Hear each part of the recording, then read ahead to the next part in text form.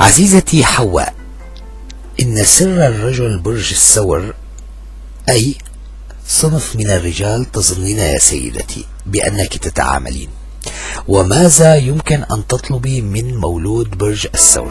إنه الثور بطيء إلى حد كبير، يزن أموره بالعقل لا بالقلب، حذر من كل النساء، عاقل إلى أبعد الحدود، يصل إلى قراره بهدوء، ويحب دائما التفكير المستمر قبل إعطاء أي قرار.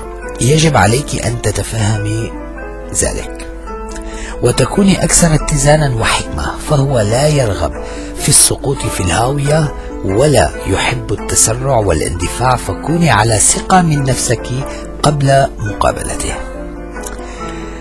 أنت تعرفين الثور جيدا، لا يريد أن يبعثر نقوده في الهواء، ولكنه يعشق في أن يراك جميلة وفاتنة بين أصحابك، ولن يدخر ماله من أجل أن يهدي إليك هدية غالية. فالثور إنسان عملي يبتعد عن الهدايا وعن الإسراف المالي.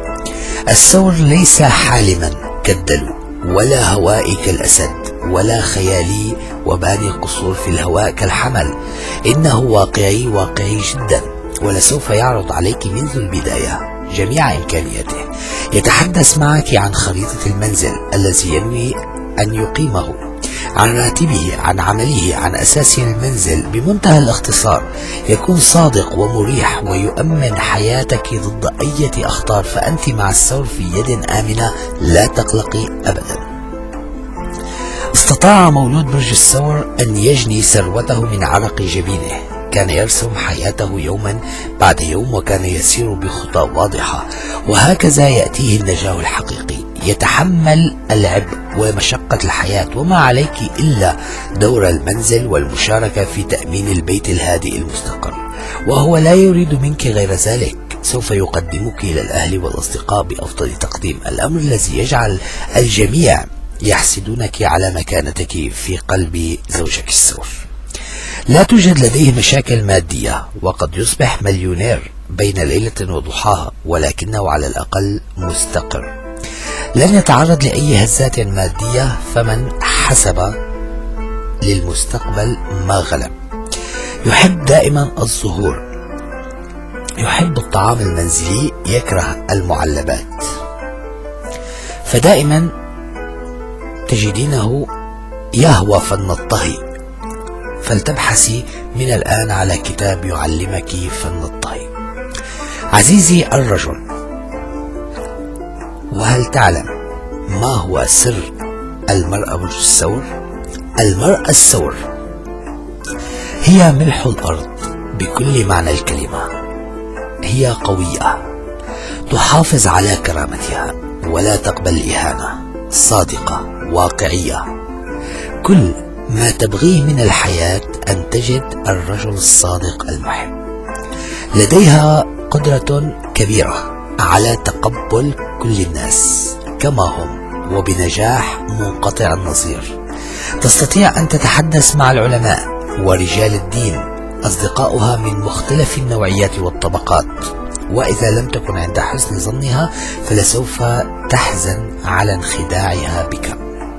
تنغلق على نفسها، ولكنها ليست غيورة ككل النساء اللاتي يغتظن من أزواجهن الذين يتركونهن في المنزل ويذهبون للسهر أو لملاقاة الأصدقاء. لا تندب حظها معك أبدا، بل تحاول دائما أن تعالج الأمر بحكمة، بشرط أن تحافظ على أن يبقى بيتها في أمان واستقرار. واقعية، المرأة الثور واقعية جدا، تعشق الأفكار النيرة بعيدة عن الخيال، تتفهم الأمور بذكاء، تعرف أهدافها جيدا، لا تحلم كثيرا، ولا تحلم أيضا بالمناصب والدرجات العالية، وليست من الفلاسفة والباحثين، رغم أنها فنانة ورقيقة المشاعر. إيمانها بالله سبحانه وتعالى هو هدفها الأساسي في الحياة. تعتمد دائما على الله في كافة أمورها. لا تحب الورود الصناعية وتعتبرها ورود مزيفة. هي دائما تبحث عن الواقعية في الحياة. امرأة الثور مخلوق للأمومة، وهذا ما يناسب طبيعتها الهادئة، فلديها الاتزان ولديها الصبر. تحب الأطفال، تفرح تلعب معهم، تفرح دائما بالاعتناء بهم، لكنها لا تطيق تصرفات الأبناء في فترات المراهقة، وعليك أن تتدخل حتى لا تتوتر العلاقة بالمنزل، فالأمر يتطلب الحكمة. تحب التناسق والجمال، تكره الفوضى حتى ولو كان الأمر يتعلق بألعاب الأطفال، لكنها لينة معهم، تداعبهم، تلعب معهم، تعلمهم النظام وتزيل كافة الصعاب من طريقهم. هي واثقة من نفسها ومن عملها، غير كسولة، قد تذهب إلى العمل لمساعدة زوجها في تكاليف الحياة إذا تطلب الأمر منها ذلك. الزوجة الثور ربة أسرة حقيقية، تفعل كل شيء من أجل بيتها ومنزلها وراحة زوجها وأولادها. إنها إنسانة حقيقية بمعنى الكلمة. الطفل مواليد برج الثور.